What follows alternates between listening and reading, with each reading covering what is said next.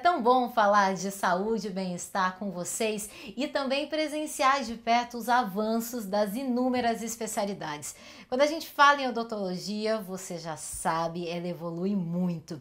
Dentre todas as especialidades, tem uma que me encanta em especial e eu já vou dar o meu depoimento porque eu fui paciente da ortopedia funcional dos maxilares e eu também presenciei grandes avanços de pessoas que conviviam comigo. A doutora Silvia Bastos é ortopedista funcional dos maxilares, é odontopediatra também, e eu a entrevisto já há muitos anos. E por que eu estou te falando isso? Não é para entregar a nossa idade, porque nós estamos lindas e maravilhosas, não é, doutora? É só para dizer que nesse tempo todo a ortopedia evoluiu bastante.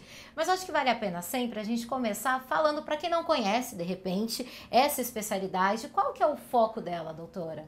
Oi, Mariana, é um prazer estar aqui conversando com você e para falar de uma especialidade que eu tenho uma paixão muito grande, mas não uma paixão não baseada em razão, não. É uma paixão baseada em razão, em muito conhecimento e muita investigação científica, que é a ortopedia funcional dos maxilares. Uma especialidade da odontologia que estuda, previne e trata maloclusões. Lembrando que oclusão é o contato dos dentes superiores com os inferiores. Numa boa oclusão, nós temos os contatos adequados. Contatos dentários e ósseos inadequados vão gerar más oclusões. É muito interessante falar sobre oclusão, porque às vezes a gente não faz ideia do quanto pode impactar no desenvolvimento de uma criança e refletir na vida adulta. Então, doutora, para a gente começar a entender melhor esse pensamento de prevenção. Uma gestante, por exemplo, ela ficou sabendo que está grávida, daí está lá envolta de 1000 preparativos, ela já pode começar a pensar de forma preventiva quanto à oclusão desse neném que vai nascer? Então, Mariana, com certeza.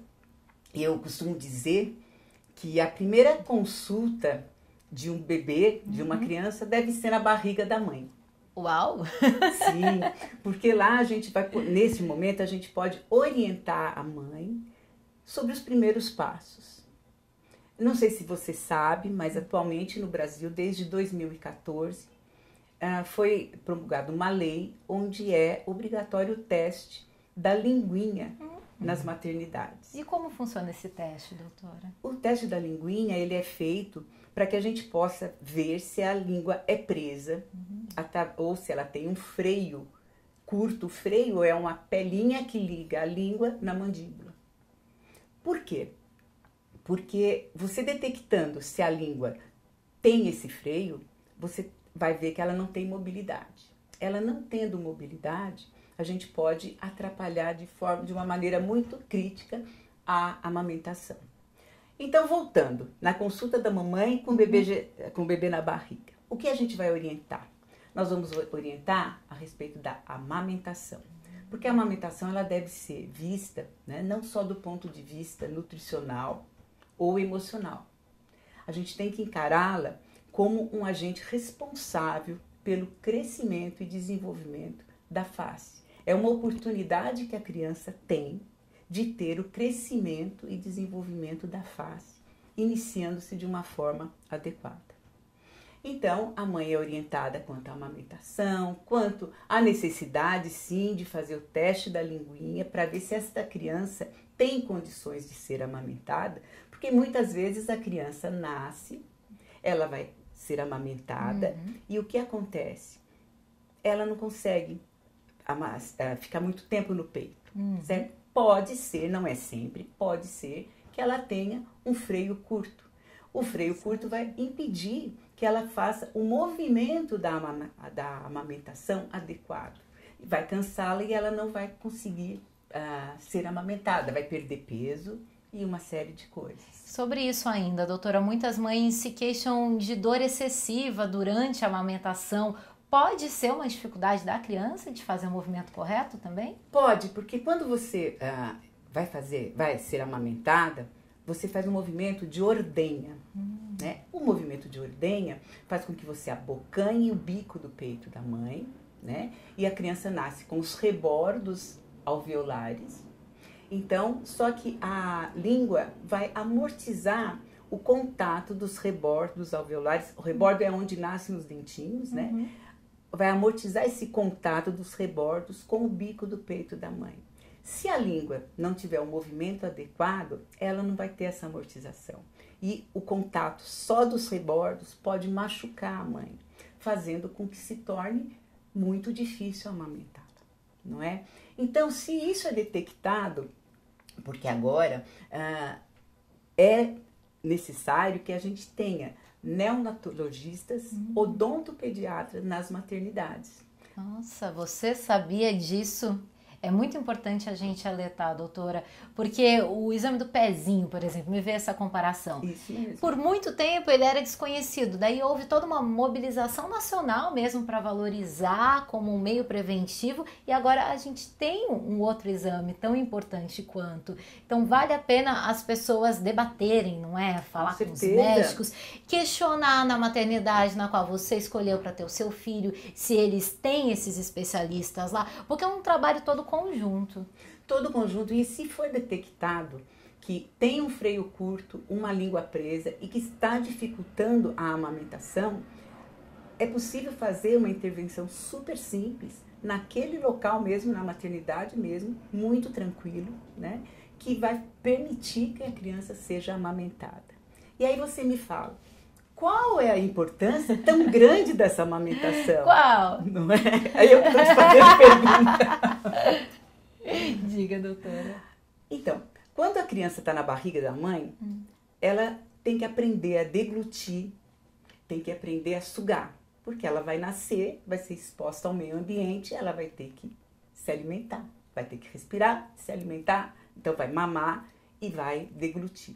Então, para que isso seja formado dentro da barriga da mamãe, o sistema nervoso trabalha muito e o encéfalo se desenvolve bastante. E ele está situado sobre a maxila, que é o osso de cima. A maxila vai crescer, então, um pouco mais que a mandíbula, que é o osso de baixo. Quando a criança nasce, toda criança tem o queixinho para trás. Com a amamentação e esse movimento que eu te disse de ordenha, faz com que a criança vá com a mandíbula para frente e volte, com a mandíbula para frente e volte, estimulando os centros de crescimento da mandíbula. E logo no primeiro ano a gente já vai ter esse gap compensado. A amamentação com mamadeira artificial não faz esse movimento de ordenha. Ela trabalha com a musculatura da bochecha, certo? Então essa diferença, esse gap da maxila com a mandíbula não é compensado pelo crescimento da mandíbula, como é com a amamentação. Então, a amamentação é importantíssima e ela é o ensaio da mastigação. Mastigação essa que vai determinar toda a forma da face, quando é realizada adequadamente. Muito importante a gente compreender mais esse processo de evolução e de formação da criança também. A doutora já nos alertou que a primeira visita ocorre ainda na barriga dessa futura mamãe. E depois, doutora, já passou por essa fase da amamentação, quando a mãe deve trazer a criança ao consultório para fazer essa avaliação se está tudo certo com o crescimento dela ou se precisa de algum tipo de intervenção? Então, ela deve vir ao consultório quando os dentinhos de leite nascem, né? Então, assim, logo que os primeiros dentinhos de leite, os primeiros, né, nascem, ou no máximo 6 meses após a erupção dos primeiros dentinhos de leite. Isso já é constatado até na American Dental Association, né? Mas não é o que a gente observa acontecer. Mas é muito importante, porque a criança, com 1 ano de idade, ela tem 60% do crescimento da face. E ela tem que vir com os primeiros dentinhos para que a gente possa orientar a mastigação que vai modelar aquela face, fazer com que haja um crescimento adequado. A doutora separou 2 casos para a gente entender um pouco melhor como a ortopedia pode atuar de uma forma assim minimamente invasiva, às vezes nem é invasiva, é só orientação, doutora. Eu fiquei abismada com esses casos. Então, é isso mesmo, Mariana. Então, imagine que vem no seu consultório uma criança com uma mordida aberta, você sabe que é mordida aberta, e decorrente do hábito de chupeta. Uma criança, por exemplo, com 2 anos de idade, ela já vem com aquela má oclusão, porque mordida aberta é uma má oclusão, com aquela má oclusão instalada. Você pode orientar os pais à remoção do hábito, certo? De uma maneira eficaz. Você vai orientá-los, certo? Você tirando aquele hábito, o que vai acontecer? A face das crianças é altamente plástica, o ossinho é muito plástico. Aquela mordida aberta vai fechar. E você vai percebendo se tiver alguma interferência nesse fechamento, a gente vai fazendo pequenos ajustes.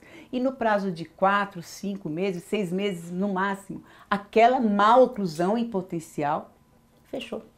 Impressionante. Impressionante. Através de uma atitude que você teve de prevenir a má oclusão. É como se o trenzinho estivesse saindo do trilho e você fala, opa, volte o trenzinho para o trilho. Tem esses casos, tem casos também que crianças, por exemplo, aparecem com o queixo para frente. É uma situação, é uma má oclusão que a gente chama de classe 3, é uma má oclusão muito difícil, porque se deixa para mais tarde, para tratar mais tarde, né, ela geralmente vai para a cirurgia.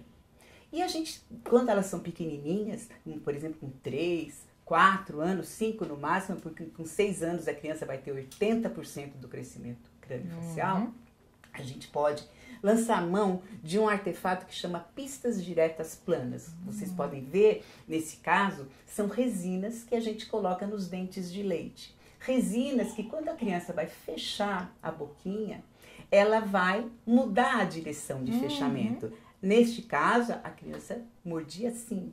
Eu coloquei resina, ao invés dela ir para frente, ela vai fechar direitinho. E desta forma, eu mudo a direção de crescimento, intercepto a má oclusão e faço com que ela, a partir dali, tenha um crescimento e desenvolvimento baseado em estímulo adequado, certo? Numa fase importantíssima e num tempo muito curto. Esses são só alguns dos recursos que a ortopedia funcional dos maxilares oferece. Eu acho que vale muito a pena você conhecer mais dessa especialidade que realmente me deixa fascinada. Doutora, muito obrigada por nos explicar cada detalhe, porque a gente não fala só de tratamento, a gente fala de ampliar o horizonte quanto ao desenvolvimento funcional das crianças e, claro, da qualidade de vida de um adulto. Parabéns. Porque, Mariana, é assim... Cada tempo, não existe a palavra espera, porque cada minuto que você perde é um tratamento a mais que você faz. Então, a partir daí, você vai começar a usar aparelhos, você vai fazer várias coisas. Então, não dá para esperar. O momento é na hora que você detecta. E quanto mais cedo, melhor. É muito importante. A ortopedia é muito ampla. Muito. Só que esse início eu quis deixar bem claro, porque acho, como você disse, explicar para a população sobre isso, alertá-los, é um modo da gente prevenir um quadro que é o terceiro problema de saúde bucal do brasileiro. Em cada 10 crianças, 7 crianças na dentição de leite tem algum tipo de má oclusão. Isso é muito sério. É saúde pública. 7. Exatamente. Saúde pública. Muito obrigada por nos receber, por prestar tantos esclarecimentos. Obrigada. E obrigada a você pela companhia. Até o nosso próximo encontro.